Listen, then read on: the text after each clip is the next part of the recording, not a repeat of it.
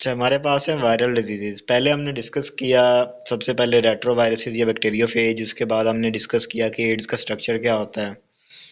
उसके बाद हमने लाइफ साइकिल ऑफ एड्स देखा, जिसके अंदर हमने 12 स्टेप्स देखे उसके। अब हम डिस्कस करते हैं वायरल डिजीजेज, जो किसकी वजह से होती हैं? वायरस की वजह से। कॉजेटिव एजेंट इसका भी क्या होगा? वायरस होगा। सिम्टम्स इसमें हम डिस्कस करेंगे कि उसके सिम्टम्स या अलामात क्या होती हैं, उसका इलाज कैसे, ट्रीटमेंट कैसे, ट्रांसमिशन कैसे होती है, उसको रोका कैसे जा सकता है।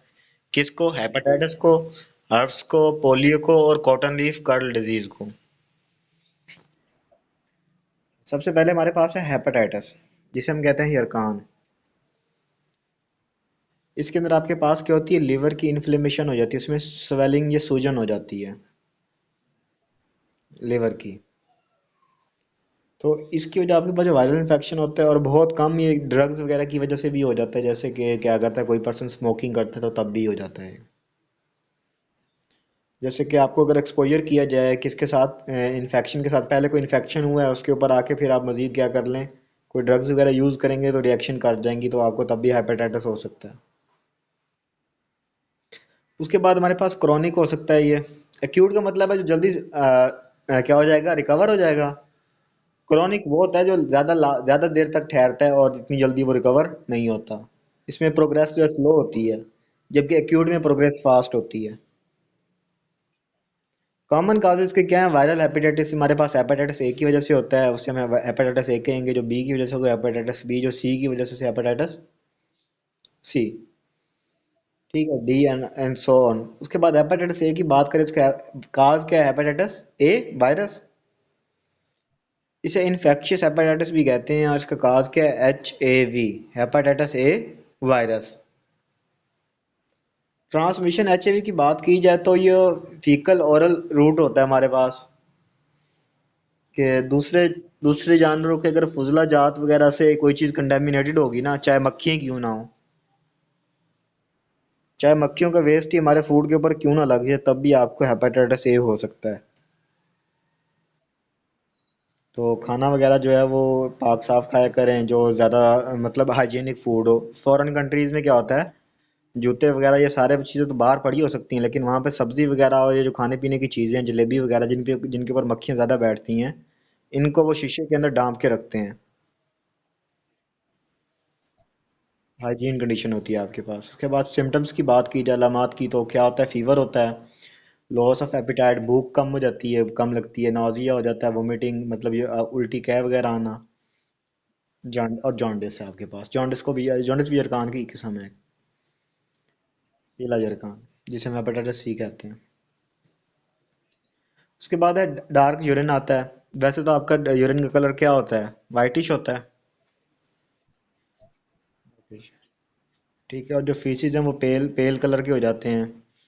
ट्रीटमेंट की बात की जाए तो एंटीवायरल थेरेपी है। आप क्या करेंगे? इसकी थेरेपी करवाएंगे, एंटीवायरल डिजीज ड्रग्स वगैरह देंगे, मेडिसिन वगैरह। ठीक है। उसके अगर प्रिवेंशन की बात की जाए तो active immunization with vaccine contains inactivated H I V is available, observation of proper hygiene, कि आप खाने पीने का एहतियात करें, उसके साथ साथ क्या करें, इसकी इम्यूनाइजेशन करवाएं आप।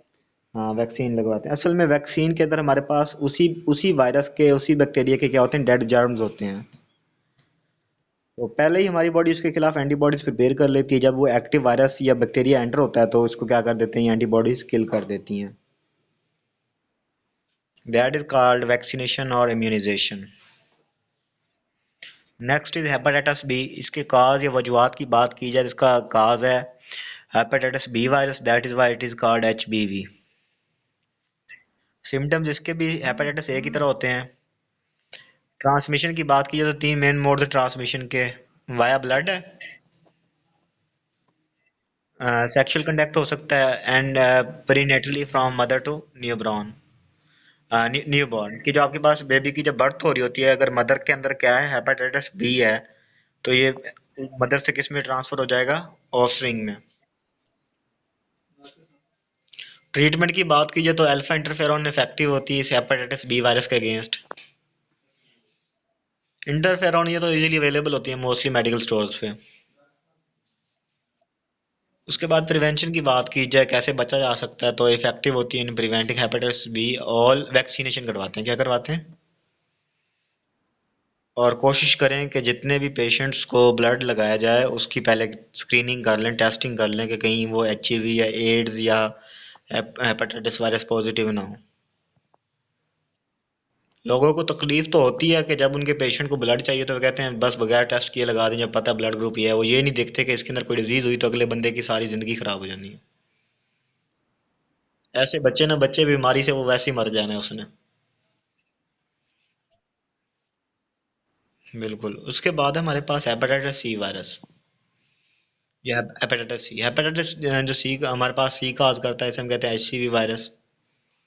इसके सिम्टम्स की बात की जाए तो ये भी हेपेटाइटिस बी की तरह होते हैं। इसके बी के ए की तरह होते हैं और सी के बी की तरह होते हैं।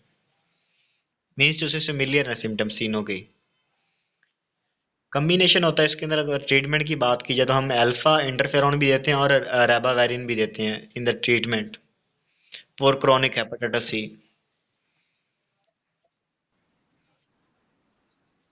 इंटरफेरॉन केमिकल फार्मूला है आपके पास, केमिकल स्ट्रक्चर, केमिकल कंपाउंड होता है जो मेडिसिन में यूज करते हैं इसकी ट्रीटमेंट के लिए।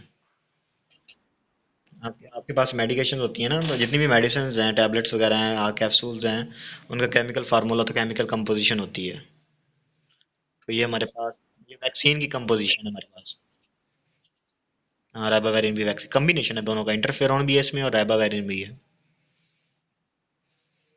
अच्छा, प्रिवेंशन की बात की जाए तो कोई वैक्सीन इसके अगेंस्ट अवेलेबल नहीं है। मीन्स टू से हेपेटाइटिस सी इज इनक्योरेबल। तो इसके लिए भी ज़रूरी है कि जब भी आप ब्लड ट्रांसफ्यूजन करवाएं तो उसकी स्क्रीनिंग करवाएं या टेस्ट करवाएं उसके। हेपेटाइटिस डी की बात की जाए तो इसकी डिजीज़ का जो काज है वो अभी तक आपके पास आया है वायराइड। वायराइड हमारे पास क्या होता है, कंप्लीट इन्फेक्शियस पार्टिकल होता है ना, वायराइंस या प्रायंस। ट्रांसमिशन की बात की जाए तो हेपेटाइटिस डी वायराइड है, ये सिर्फ एंटर होता है ह्यूमन लिवर सेल के अंदर। अगर ये क्या हो, कैप्सिड के अंदर क्लोज और इसके साथ क्या हो, बाइंडिंग प्रोटीन भी हो। क्योंकि बाइंडिंग प्रोटीन का काम क्या होता है कि ये हेल्प करती है वायरस को होस्ट के साथ अटैच होने में।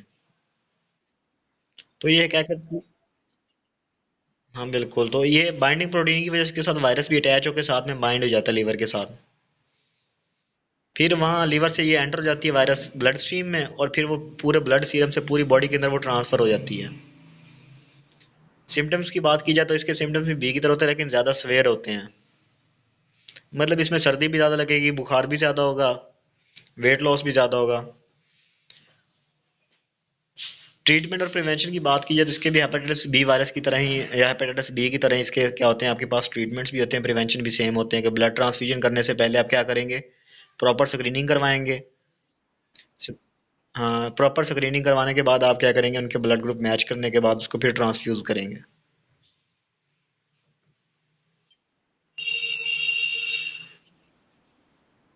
जी जी, तो आप इसमें भी सेम चलेगा आपके पास। आप क्या करेंगे, स्क्रीनिंग करवाएंगे ब्लड की, उसके बाद ब्लड की ट्रांसफ्यूजन करवाएंगे।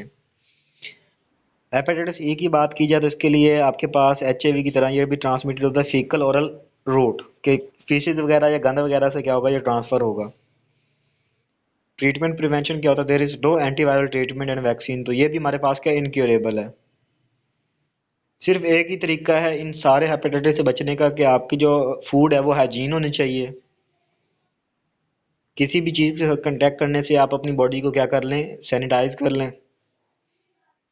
आफ्टर द यूज़ भी क्या करें, अपने हैंड्स को, माउस को अच्छी तरह से वॉश करें। ब्लड ट्रां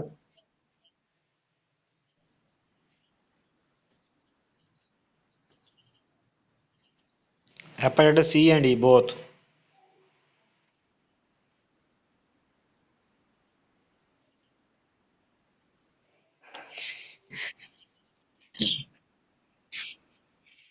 असल में जो आपके पास काला यरगान होता है हेपेटाइटिस सी होता है। ठीक है, इसका ट्रीटमेंट वैसे ही इनक्योरेबल है। तो वैक्सीन तो है नहीं, आप मेडिकेशन कर लेते हैं। मेडिकेशन का काम ये होता है, असल में मेडिसिन आपकी बॉडी के अंदर जाके कुछ नहीं करती सिवाय एंटीबॉडीज बनाने के। मेडिसिन का काम नहीं होता हमारी बॉडी में जाके किसी भी वायरस या बैक्टीरिया के साथ फाइट करना। बैक्टीरिया या वायरस के साथ फाइट करना हमारी बॉडी के अपने इम्यून सिस्टम का काम होता है। असल में मेडिकेशन जो हमारी होती है वो हमारी बॉडी के इम्यून सिस्टम को जाके एक्टिवेट कर देती है। अगर वैक्सीनेशन करवा लेंगे तो वो टाइम से पहले कर देगी एक्टिवेट। अगर वैक्सीनेशन नहीं करवाएंगे तो वायरस का, क्योंकि स्प्रेडिंग रेट ज़्यादा होता है, मल्टीप्लिकेशन टाइम कम होता है, तो बहुत जल्दी वो बॉडी पे डोमिनेट कर जाती हैं।